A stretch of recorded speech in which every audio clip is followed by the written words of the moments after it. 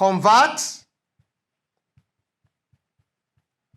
120 base 10 to base 7. Solution. Now, we draw our table. Take note of that. We write the number here, 120. Then we put the 7 here. 120 divided by 7. Now, let's start from 12. 12 divided by 7. What do we have? 1. Remainder 5. Put the 5 in front of 0. That will be 50. 50 divided by 7. That's also 7. Remainder what? 1.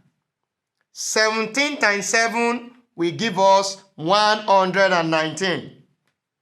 So we divide by 7 again. 17 divided by 7. What do we have? 2.